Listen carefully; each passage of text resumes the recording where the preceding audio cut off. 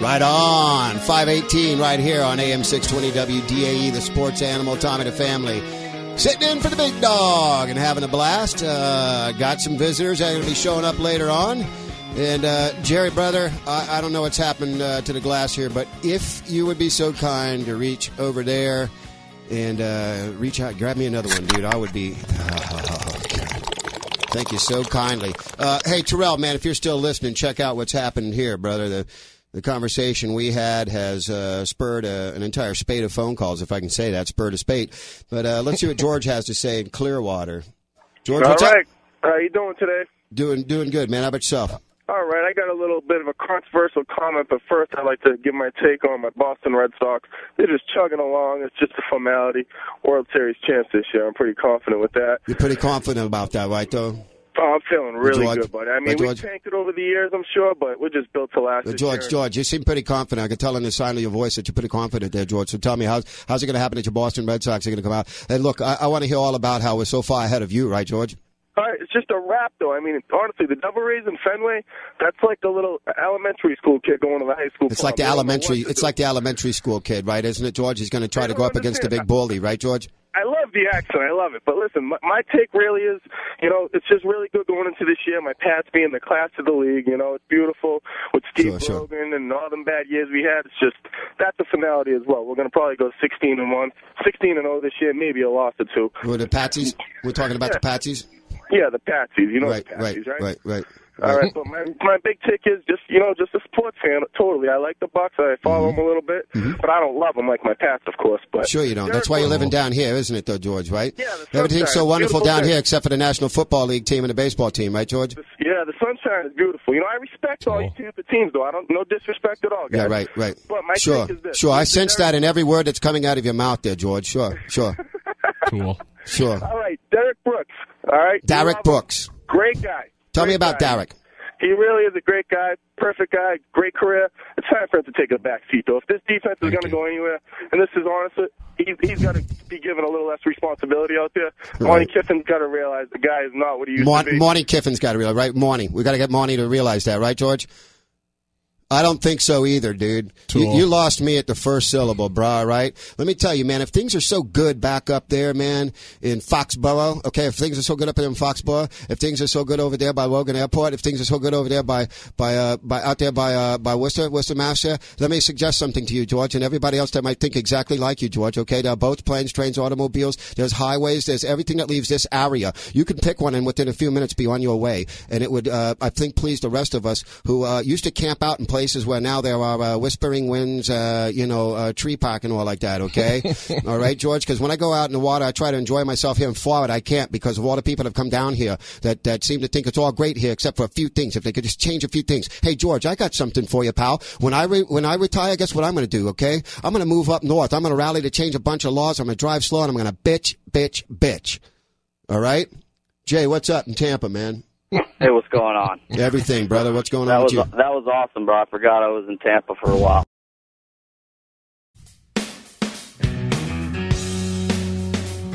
You daggum all right. This music I can deal with, folks.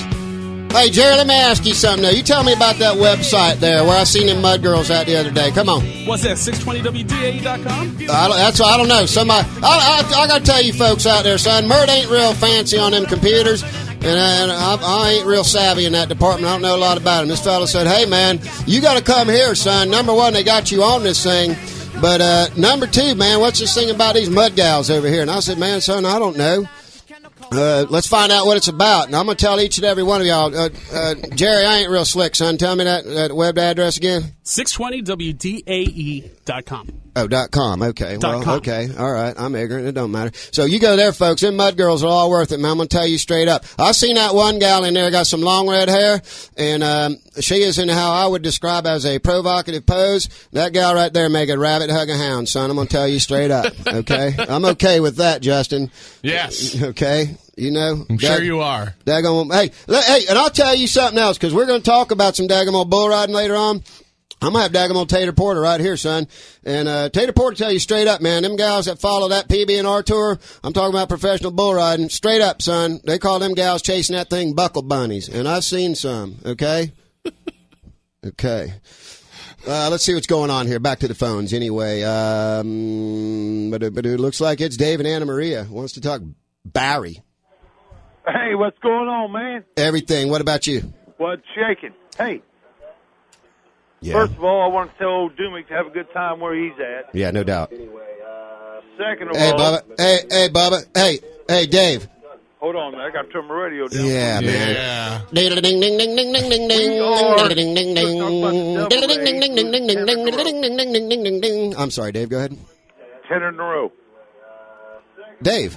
Turn your radio Hey, off. Dave, man, call back, all right, when you got a clue. Thanks, man. There's another Dave. He's in St. Pete Beach. He wants to talk Gruden, which I'd rather do. Dave, for God's sakes, drag us out of the abyss that that dude had us in. All right. That's what I'm here for. Guys, people say we got rid of Sapp. No, Sapp was a free agent. Keenan McCardell. I was glad to see Sapp leave.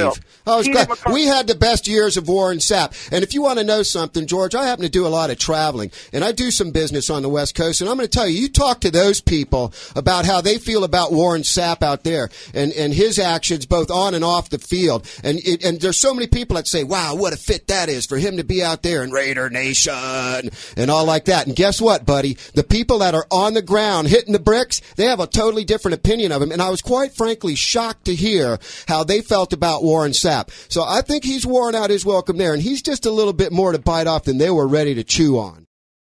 Rich McKay, Rich the Snitch is the problem. Rich the Snitch. No, I'll tell you what, straight up. Now, hang on, because we got time to talk here, George.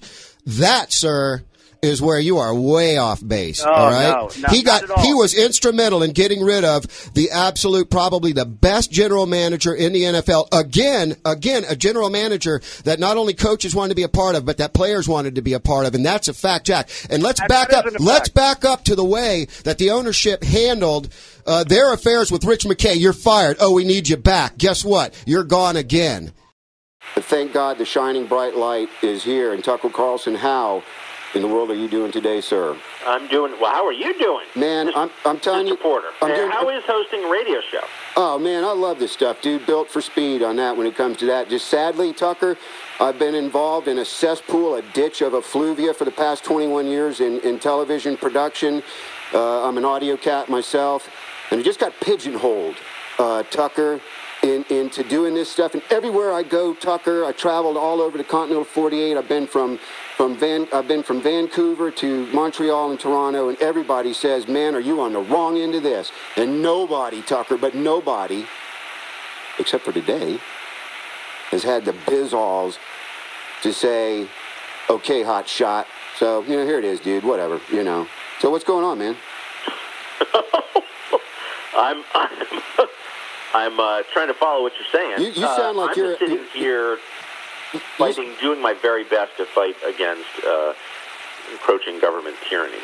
But tell me, how did you wind up hosting Bubba's show? It's funny because it was something that I was going to touch on, and I can't thank you for your suave and debonair ability to segue into exactly that subject. I'll tell you what it is. And I know that Bubba's Army is out there thinking, I'll tell you, it's because he's got a big mouth. And, hey, Bubba, I'm on the way there, man. I'm turning the F-150 around right now. I'm going to shut your mouth, Porter. I'm coming down here right now. I'm going to shut your mouth. But it's not my mouth at all that got me here, Tucker. And as suave and debonair as you are, I know that you know this. And oddly enough, it's one thing that Bubba and I have in common. And I love him like a brother, and this is where we come together. And you probably have this same gene, Tucker, and that is, I'm here because I got a good set of ears. Good set of ears? I have a good set of ears. It's not my mouth that got me here. And this whole thing has been a setup, Tucker. Oh, my God. From day one last week. And let me tell you, the loop Bubba... Listen, it's true, Tucker. I have been jacking around with Bubba and these guys for umpteen years. And in any number of capacities, and they know it. And it just so turns out, I guess, that they latched on to something because they knew what they heard. And they knew that what they heard was somebody that had an acutely attuned and very vibrant sense of listening. I'm a listener, Tucker. You are. You have to be in your business, Tucker. Well, you sound like a talker to me. But, Tucker, listen, the point being...